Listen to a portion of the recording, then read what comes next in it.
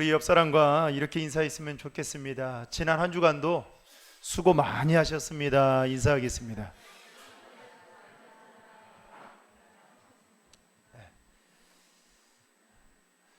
지난 한 주간은 특별히 날씨가 조금 더워졌죠. 그죠?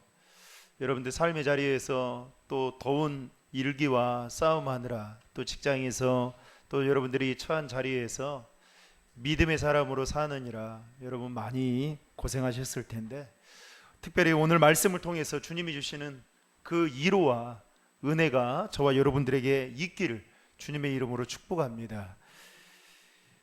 요한복음 5장 1절로 9절의 말씀을 가지고 치열한 생존 경쟁 현장 속에서라는 제목으로 하나님의 말씀을 증거하겠습니다. 성경에 보면 예수님께서 공생의 기간 동안 하셨던 그 일들은 주로 가르치시고 또 복음을 전파하시고 치유하시는 사역들을 하셨습니다. 그것을 가리켜서 3대 사역이라 그렇게 말하기도 하죠. 그래서 이제 예수님 주변에는 항상 많은 사람들로 인해 인산인해를 이루곤 하였습니다. 그 중에서도 육신의 연약함 때문에 예수님께 나오는 자들이 많이 있었고, 실제로 예수님께 자신의 육신의 연약한 부분들을 가지고 나와왔을 때 고침을 받게 되는 일들이 많았습니다. 오늘 본문의 말씀 역시도 그 중에 하나에 해당되는 내용이라 말할 수 있는데요, 오늘 본문의 말씀은 이렇게 시작합니다. 예수님께서 예루살렘으로 올라가시는 내용으로부터 시작이 되고 있습니다. 예수님께서 예루살렘으로 올라가셨던 그 이유는 유대인의 명절을 맞이해서 올라갔던 것입니다. 당시 모세의 율법에 따르면 모든 유대의 남자들은 1년에 3번씩 여호와 앞에 나아가야만 했습니다. 그 3번은 모두 다 유대인의 명절로, 제가 언젠가 말씀을 드렸어요. 유월절, 초실절, 장막절, 이 3절기는 모든 유대의 남자들이 예수님 앞에 나와서 예배를 드리곤 했습니다. 그런데 오늘 본문에 보시면 이 유대인의 명절 중에 어느 절기인지는 분명하게 언급하고 있지는 않지만, 어쨌든 예수님은 그 전통을 지키기 위해서 예루살렘으로 올라오셨던 것입니다. 마치 우리식으로 표현하자면 예수 믿는 사람들이 주일이 되면 하나님 앞에 나아오는 것이 마치 약속이나 된 것처럼 그렇게 나아오셨다는 것입니다. 당시 여러분 예루살렘은 성으로 되어 있었습니다. 그러다 보니까 여러분 성에는 여러 개의 문들이 있었죠. 우리식으로 말한다면 뭐 동대문, 서대문, 남대문, 이런 성들이 예루살렘 성 안에 많이 있었습니다. 그런데 그 중에서 예수님이 예루살렘으로 들어오는데 양의 문이라는 곳으로 들어오게 됩니다. 여러분 말 그대로 양들이 지나다니는 곳으로 예수님이 들어오셨다라고 말을 하고 있는데요, 이 문은 양들이 왜 그 양들이 지나다니는 문이 왜 있었냐? 그 당시에 예수님께 제사를 드리기 위해서는 그 제사의 제물로 바쳐졌던 양들이 그 문을 통과해서 들어왔던 문이 있었던 겁니다. 여러분 느헤미야 3장에 보면요, 느헤미야가 예루살렘 성전이 파괴되었을 때에 제일 먼저 수축한 문이 어떤 문이었냐면 양의 문이었습니다. 느헤미야 3장 1절에 보면 이렇게 말합니다. 대제사장 엘리야십과 그 동료 제사장이 함께 일어나 양문을 다시 세웠습니다. 무슨 말입니까? 양의 문에서부터 성전 수축이 지금 이루어지고 있다라는 것을 말하고 있는 것이죠. 그리고 나서 각 지파별로 예루살렘 성전 수축을 마치고 난 뒤에 다시 돌아왔던 그 문이 어디였느냐? 양의 문이었다. 느헤미야에서는 그렇게 기록되어져 있습니다.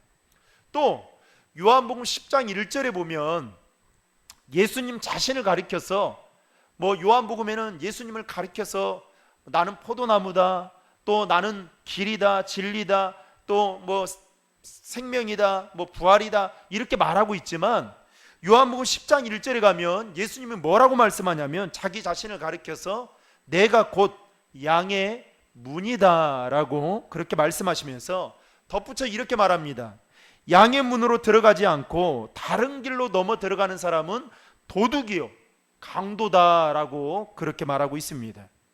이것만 놓고 보더라도 여러분, 양의 문이 상징적으로 주는 의미가 얼마나 큰지, 양의 문이 얼마나 중요한지를 우리는 대략 짐작할 수 있다라는 것입니다. 그런데 그곳에 베데스다라는 연못 하나가 있었습니다.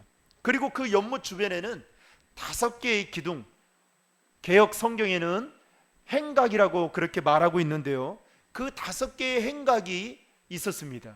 그리고 그 행각 안에는 많은 병자들이 그야말로 인산인해를 이룰 만큼 꽉 채워 있었습니다. 거기에 살고 있었어요. 그런데 4절 말씀에 보면 그 이유가 이렇게 나오고 있습니다. 천사가 내려와서 지상으로 내려와서 물을, 베데스다 연못에 있는 물을 휘저읍니다. 그러면 휘젓고 가면 제일 먼저 들어가는 사람은 그 자신이 가지고 있던 병을 낫게 된다라는 이 전설이 사람들의 입에서 입으로 회자되고 있었던 것입니다. 그렇기 때문에 여러분, 이러한 소문은 자신의 병이 낫기를 사모하는 사람들의 심리를 이용해서 베데스다 연못은 더 많은 사람들로 인산인해를 이룰 수밖에 없었던 것이죠. 그런 까닭 때문에 베데스다 연못 주변에는 많은 병자들이 몰려들었던 것입니다. 제가 대학교 때 이 신학대학을 다니면서 목회의 길을 걸어가야 되느냐 말아야 되느냐라는 기로에 설 때가 있었습니다. 그때 마지막 오살리 금식기도원을 가서 마지막 내 인생의 종지부를 어떻게 할까 쇼부를 보고 와야겠다라는 생각이 들어서 일주일간 학교 수업을 다 빼고, 그러니까 다 이거죠, 빼고 이제 금식기도원에 들어가게 되었습니다. 들어가서 처음으로 이 지방에 살던 사람이 오살리 금식기도원을 가니까 정말 어마어마할 뿐만 아니라 제가 깜짝 놀랐던 한 광경을 보게 되었습니다. 조영규 목사님이 말씀을 전하는데 그 앞에, 강단 앞에 막 누워있는 사람들이 어마무시하게 있는 거예요. 헤아릴 수 없을 만큼. 그래서 제가 처음에는 이상했습니다. 왜 말씀을 저렇게 누워서 듣는 걸까? 왜냐하면 기도원을 처음 가봤다니까요. 왜 이렇게 말씀을 저렇게 누워서 듣는 걸까? 라는 생각이 들었어요. 나중에 알고 보니까 병자들인 거예요. 다. 그것도 중병을 앓고 있는 병자들이 거기에 자신의 몸도 지탱하기 힘들 만큼 마지막 한 가닥 희망을 가지고 오살리 금식기도원에 와서 이제 하나님의 도움을 구하는 겁니다. 저는 오늘 말씀을 묵상하면서 그 장면이 오버랩됐어요. 마치 베데스다 연못 주변에 있는 행각 안에 많은 병자들이 이와 같은 병자들이 있지는 않는가라는 생각이 들었습니다. 그러면서 오늘 본문 3절에 보면 그 행각 안에 있는 병자들의 사람들이 누구인지를 설명해 주고 있는데, 눈이 멀어서 앞을 보지 못하는 소경과 같은 사람들, 그리고 다리를 절뚝거리는 절름발이와 같은 사람들, 또 혈기 마른 중풍병자와 같은 많은 병자들이 뭐라고 이야기하냐면 누워있다라고 이야기하고 있습니다. 그래서 천사가 연못에 내려오기만을 간절히 기다리고 있었던 것이죠. 그 중에서도 오늘 우리가 살펴보게 될 38년 된 병자는 어떠한 병을 앓고 있는지에 대해서 성경은 자세히 소개하고 있진 않지만, 여러분, 병의 연수만 놓고 보더라도 자신의 힘으로나 의지로는 자신의 몸을 가눌 수 없을 만큼의 건강상의 문제를 가지고 있었던 사람이다라는 것을 우리는 짐작할 수 있다는 것입니다. 여러분, 지금의 이 상황에 한번 그려보시기를 바랍니다. 베데스다 연못 주변에 행각이 있습니다. 근데 그 행각 안에 많은 병자들이 지금 몰려 있습니다. 여러분, 그 병자들로 인해서 주변에 악취가 얼마나 났을까요? 특별히 오늘과 같이 무더운 여름철이 되면 그 악취는, 병으로 인한 그 악취는 사람들의 코를 찡그리게 할 만큼 냄새가 어마무지하게 심했을 것입니다. 게다가 천사가 내려와서 물을 휘젓고 간 순간 제일 먼저 들어가는 사람이 나을 수 있다라는 이 전설 때문에, 여러분, 천사가 한번 내려왔다라고 한번 가정해 보세요. 어떻게 됐을 겁니까?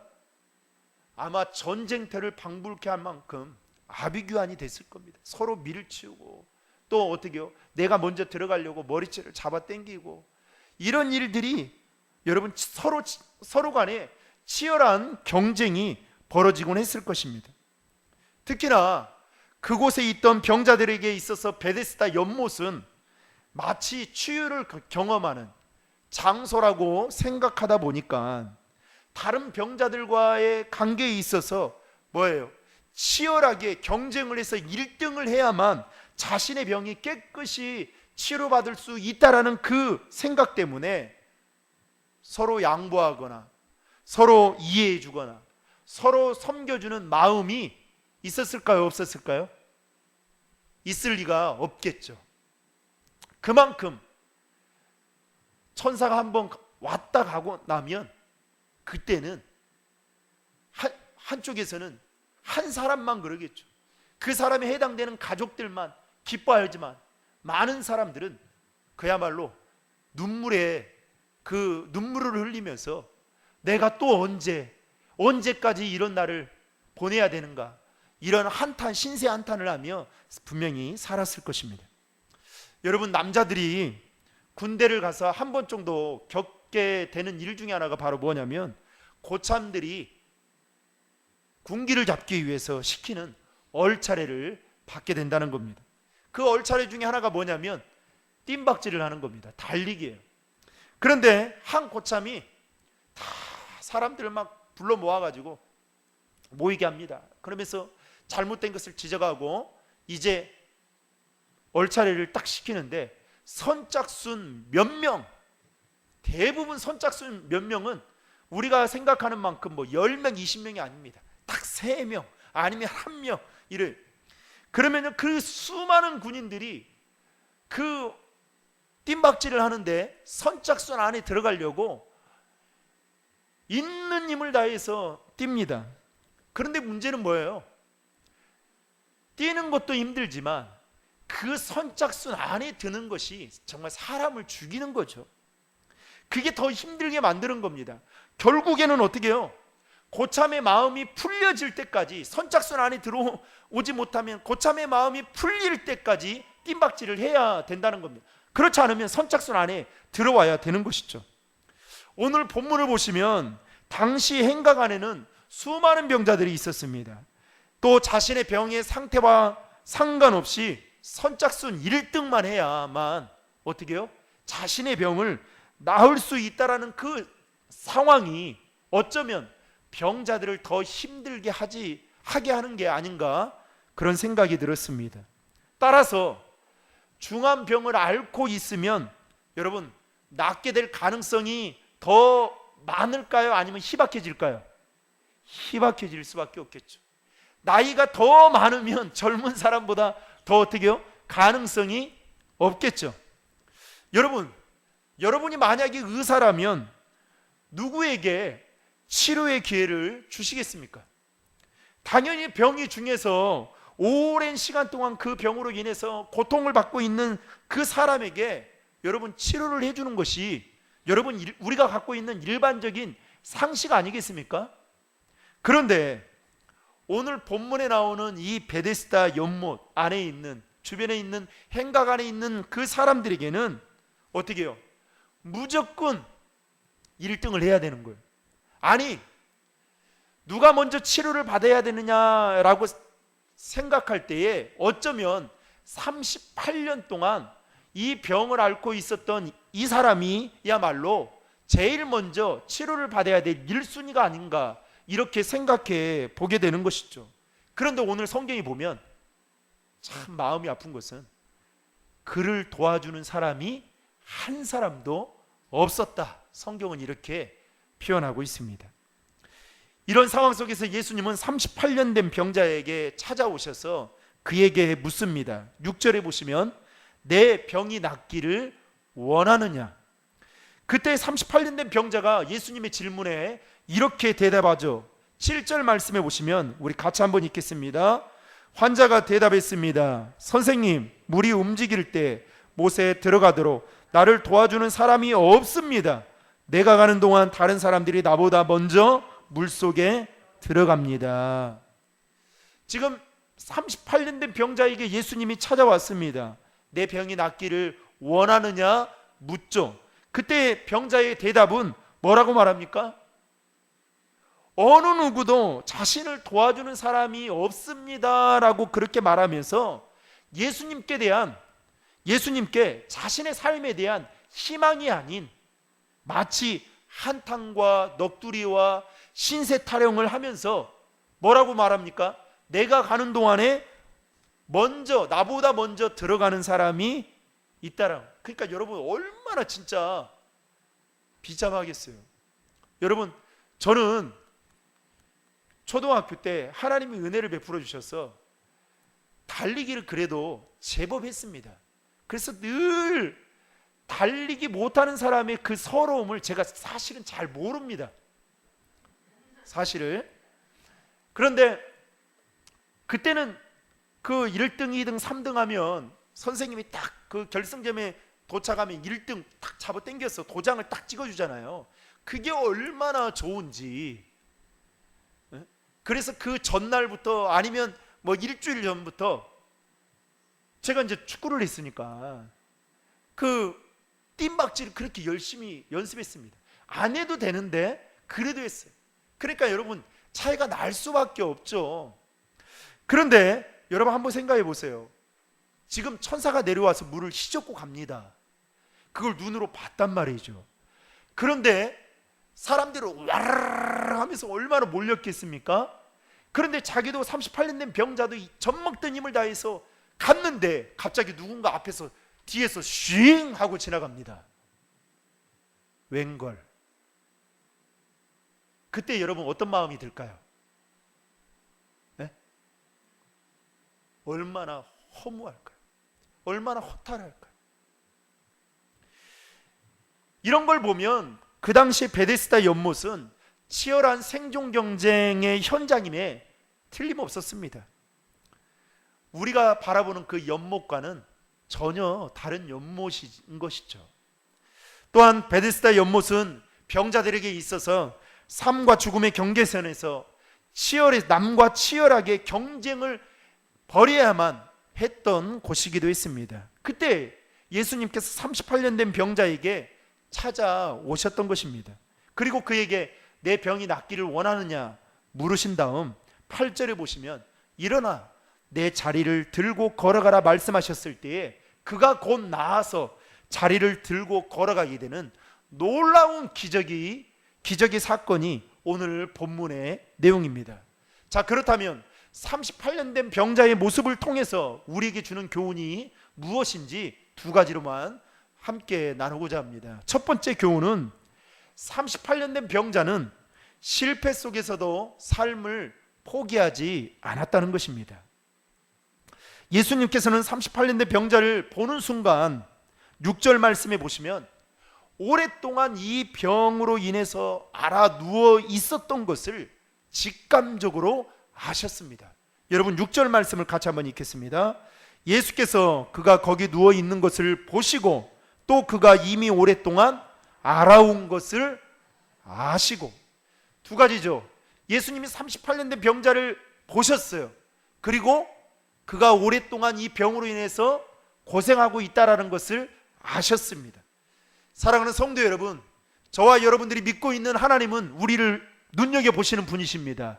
더 나아가서 우리의 모든 것을 일거수일투족을 다 아시는 분이십니다. 그런데 그때 예수님께서 그에게 뭐라고 말씀하느냐, 내 병이 낫기를 원하느냐 물었을 때 38년 된 병자가 했던 말을 보면 이런 거죠. 베데스다 연못가에 천사가 물을 휘저을 때 먼저 가보려고 수도 없이 시도했습니다. 하지만 단 한 번도 다른 사람과의 경쟁에서 이겨본 적이 없습니다라는 의미를 가지고 지금 이 38년 된 병자는 신세 타령을 지금 하고 있는 겁니다. 더욱이 정말 마음이 아픈 것은 그의 딱한 사정을 알면서도 누군가가 먼저 양보해 주거나 선뜻 마음을 써서 도와주는 사람이 그 주변에는 한 사람도 없었다는 것입니다. 이런저런 상황들을 살펴볼 때 여러분 38년 된 병자는 자신의 삶을 포기하고 싶은 마음이 충분히 들었을 것입니다. 해도 안 될 때 여러분 이런 마음 같잖아요. 공부해도 내 뜻대로 안 돼요. 내가 남들보다 잠을 설쳐가면서 뭔가 해본다고 했는데 밑 빠진 독에 물 붓는 것 같은 내 삶을 볼 때 이렇게 살아야 되느냐. 그래서 여러분 우리가 가끔씩 뉴스를 보면 그 몇천만 원 때문에 그 빚진 것 때문에 자신의 목숨을 끊는 사람들이 얼마나 많습니까? 어느 날 그래요. 어떤 집사님이 지난번에 그 시흥에서 일가족이 차에 가스를 피고 연탄가스를 피고 그 죽은 걸 보면서 몇천만 원밖에 되지 않았다고. 그러면서 그 집사님이 저한테 그래요. 목사님, 저는 거기에 2배의 큰 빚이 있는데 이렇게 멀쩡하게 살고 있습니다. 그러더라고. 여러분, 베데스다 연못가에 있었던 38년 된 병자도 어쩌면 자신의 그 상황과 형편을 보면 충분히 삶을 포기하고 싶은 마음이 들었을 것입니다. 하지만 그는 베데스다 연못을 떠나지 않고 천사가 오기만을 기다리고 있었을 뿐만 아니라 그가 예수님의 질문에 답변했던 그 내용을 보면 아직까지도 삶을 포기하지 않았다는 것을 알 수 있습니다. 그러니까 누군가가 도와주면 나는 충분히 가능성이 있다라는 그 말들을 그가 하게 되는 것이죠. 예수님은 이것을 귀하게 보셨던 것입니다.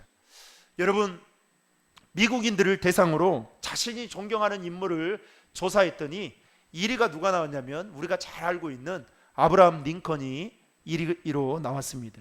어느 날 신문 기자가 그 조사 결과를 가지고 링컨에게 가서 이렇게 질문합니다. 당신의 놀라운 성공과 이렇게 미국인들로부터 존경받는 삶의 비결이 어디에 있다라고 생각하십니까? 라고 물었더니 링컨이 웃으면서 이렇게 대답했다고 합니다. 그것은 바로 다른 사람들보다 더 많은 실패를 경험했다는 것과 동시에 그 실패 속에서 하나님의 뜻을 배우고 그것을 인생의 징검다리로 사용한 결과 성공할 수 있게 되었습니다 라고 말했다고 합니다. 그러면서 링컨이 그 기자에게 자신이 인생을 살아오면서 실패했던 그 실패담을 쭉 이야기를 해주는 겁니다.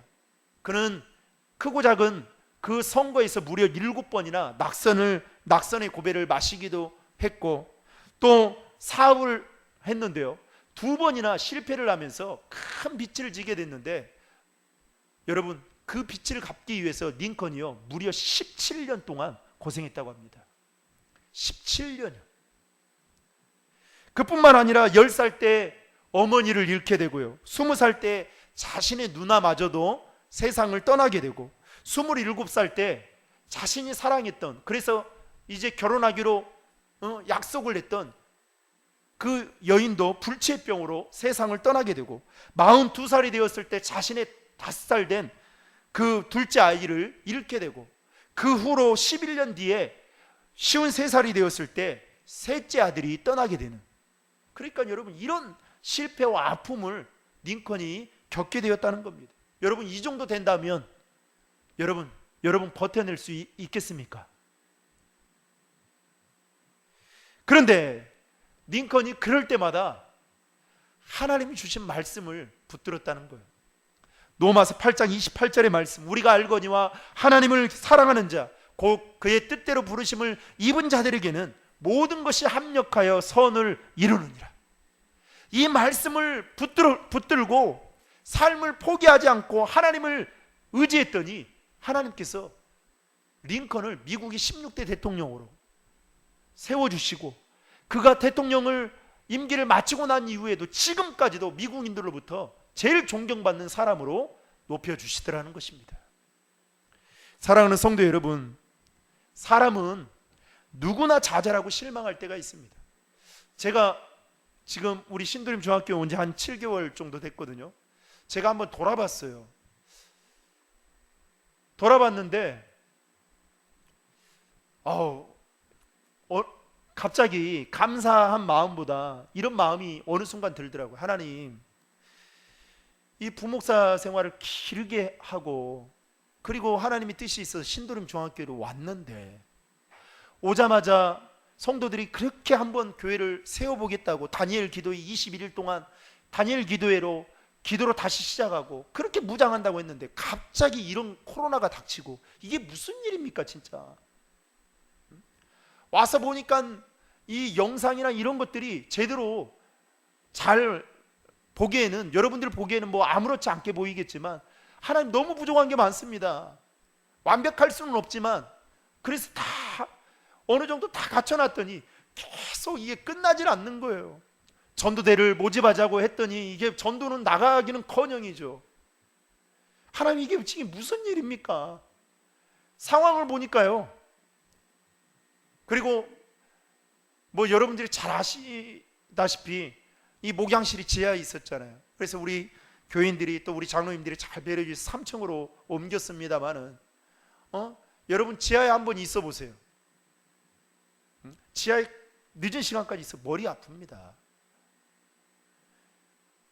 그러면서도 하나님의 도우심을 구하고, 하나님이 어떻게든지 하나님 교회를 세워보겠습니다 했는데, 이 코로나가 딱 닥치는 순간 모든 것이 다 마비가 됐잖아요. 이게 딱 생각하니까요, 좌절감, 이 실망감, 이 낙심, 이게 저절로 찾아오게 되더라고요. 하나님, 이게 하나님이 원하시는 겁니까? 여러분, 사람은 누구나 좌절하고 실망할 때가 있습니다. 오늘 본문에 나오는 38년 된 병자 역시도 자신의 힘과 의지로는 아무것도 할 수 없는 무기력한 상태에서 마치 죽지 못해 살아가는 인생처럼 보였지만, 그는 무엇을 포기하지 않았다고요? 삶을 포기하지 않았다는 겁니다. 여러분, 사단은 우리에게 자꾸만 낙심과 실망으로 우리를 공격합니다. 뭘 해도 안 될 거야. 그래서 포기하라고 우리에게 속삭입니다. 김 목사, 그렇게 열심히 해도 안 돼. 여러분, 저에게도 이렇게 속삭여요. 그러나 우리 주님께서는 우리와 함께 하셔서 우리의 삶을 포기하지 말고 살아가라고 우리에게 말씀하십니다. 잠언서 24장 16절에 보면 이렇게 말하고 있죠. 대저 의인은 7번 넘어질지라도 다시 일어나리. 여러분, 의인도 넘어질 수 있다 없다요? 있습니다. 믿음의 사람도 넘어질 수 있습니다. 그러나 악인은 재앙으로 말미암아 엎드러진다. 악인은 일어날 수 없지만 믿음의 사람은 다시 일어날 수 있습니다. 이게 다른 겁니다. 그래서 우리가 때로는 좌절하고 실망할 수 있어요. 낙심할 수 있어요. 그러나 주님이 계시기에 우리는 일어설 수 있는 것입니다. 병이 문제가 아니에요. 병의 연수가 문제가 아니에요. 병의 중한 정도가 문제가 아니라는 거예요. 그러므로 우리가 어떠한 상황과 형편 속에 있다 할지라도 삶을 포기하지 않고, 믿음을 포기하지 않고 주님 앞에 나아가는 저와 여러분 되시기를 주의 이름으로 축복합니다.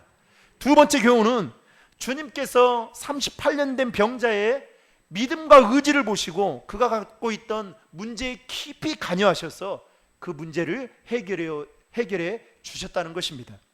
오늘 본문을 보시면요, 38년 된 병자에게 예수님이 네가 낫고자 하느냐 묻죠.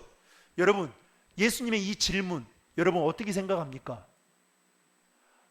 아니, 나으려고 지금 베데스다 연못 주변에 있는데 낫고자 하냐고 이렇게 질문하는 게, 여러분, 물어보나 마나 이거 뻔한 질문 아니겠습니까? 이거 뭐 불난 집에 부채질하는 것도 아니고요. 그렇죠? 그렇게 생각할 수 있습니다. 얼마나 여러분 38년 된 병자가 낫고 싶었으면 자신을 도와줄 사람이 없는데도 불구하고 여러분 그 연못을 떠나지 않았을까요? 예수님은 이것을 다 알고 계셨습니다. 그럼에도 불구하고 예수님이 그에게 뻔한 질문임, 물어보나 마나한 질문, 네가 낳고자 하는 이 질문을 여러분 왜 하셨을까요? 그를 이루하기 위해서? 아니면 그가 그동안 오랜 기간 동안 고생한 것을 내가 충분히 이해한다라는 측면에서 여러분 질문했을 수도 있겠죠. 그러나 그 예수님은 그 질문을 통해서 무엇을 하기를 원했냐? 나에 대한 믿음을 네가 가지고 있느냐? 내가 할 수 있다라는 그 의지가 네 안에 있느냐라는 것을 확인하기 위해서 질문하셨다는 것입니다. 왜냐하면 여러분 목사가 있잖아요. 여러분들에게 기도해 주잖아요. 그러면 여러분 기적은 어느 때 일어나냐면 목사의 믿음과 여러분들이 받을 때에 낫겠다라는 그 믿음이 딱 스파크가 되면, 그리고 성령의 역사가 삼박자가 딱 맞으면, 삼박자 들어봤잖아요. 맞으면 역사가 일어납니다. 그런데 목사는 막 죽으라고 막 땀 흘리면서 기도하는데 성도 아무 믿음 없이 그냥 받는 거예요. 그러면 여러분 역사는 없습니다. 여러분 마찬가지지 않겠습니까? 38년 된 병자가 예수님이 찾아왔어요. 그에게 기도합니다. 어떻게요? 낫고자 하는 믿음을 가지고 그를 위해서 기도해 주는데 그가 어떻게요? 낫고자 하는 그 믿음과 의지가 없다면 여러분 도와줘도 아무런 소용이 없는 거죠. 여러분 우리 교회에 있으면 거린들이 가끔씩 옵니다. 거린들에게 여러분 돈 주는 것은 도와줘야 되는 거 맞죠? 그러나 그것이 그 사람들이 더 삶을 더 멋지게 살아갈 수 있도록 도움이 되어야 되는데, 문제는 그 사람들의 믿음과 의지를 꺾게 만들 때가 많다는 거예요. 그걸로 막 술 먹죠. 그러니까 어떻게 다시 그 삶을 살아가는 겁니다. 놀랍게도 그는 38년 동안 병으로 인해서 고생을 했지만 그에게는 낫고자 하는 여러분 간절한 희망이 있었다는 것입니다. 자신의 힘으로는 불가능하지만 누군가의 도움만 받게 된다면 자신의 병은 나을 수 있다라는 이 가능성을, 의지를 그는 가지고 있었던 것입니다.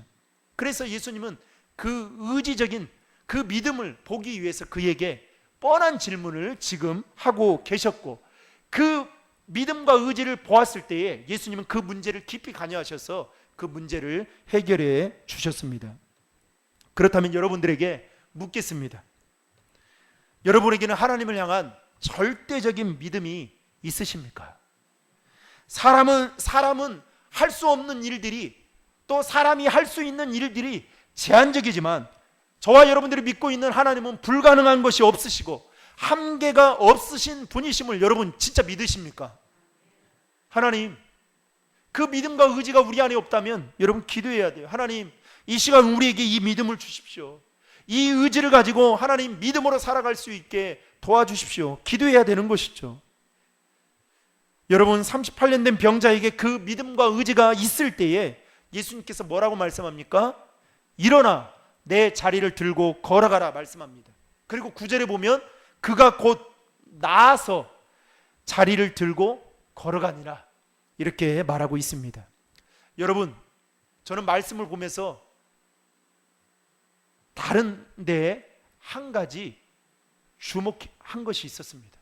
지금 베데스다 연못 주변의 행각안에는 모든 사람들의 관심이 어디에 있습니까? 베데스다에 있겠죠. 천사가 내려오기만을 원했겠죠. 마치 베데스다는 그들에게 있어서 정말 파라다이스와 같은 곳일 겁니다. 아니, 또 전쟁터와 같은 곳일 겁니다. 초점이 거기에 맞춰 있어. 그런데 여러분, 오늘 38년 된 병자가 나았는데 여러분 어떻게 납니까? 베데스다 연못에 가서 제일 먼저 들어가서 나았습니까? 아니죠. 베데스다를 통해서 나음받은 것이 아니라 예수님의 말씀 한마디에 고침을 받게 되었다는 것입니다. 여러분, 이것은 무엇을 말하는 걸까요?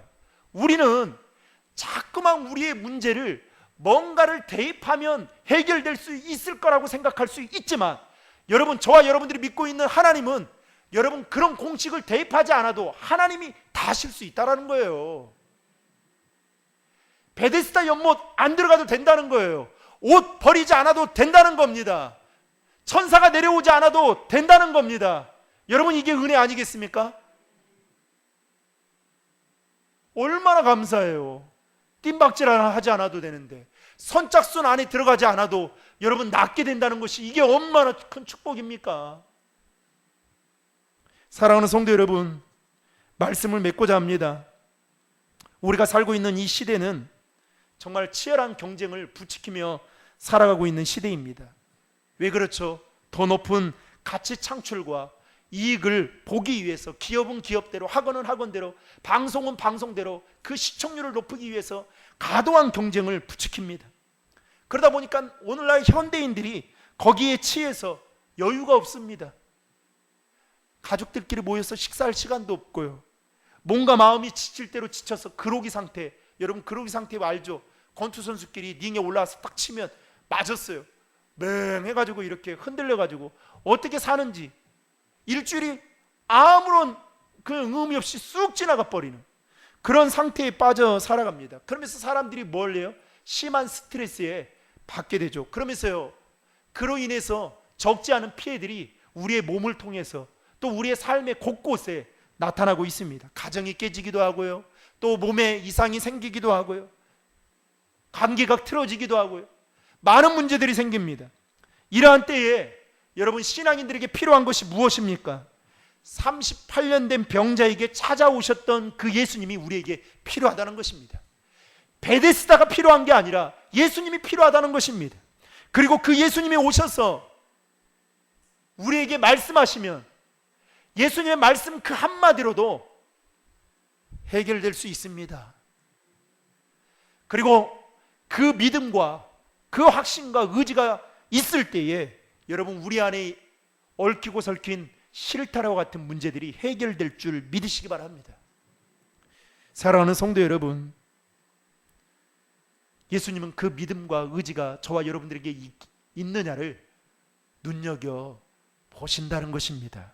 그러므로 한 주간도 하나님을 향한 절대적인 믿음과 그 의지를 가지고 여러분 삶을 살아갈 때에 우리 안에 얽히고 설킨 실타래와 같은 해결되지 못한 모든 문제들이 해결되는 은혜가 있기를 주님의 이름으로 축복합니다.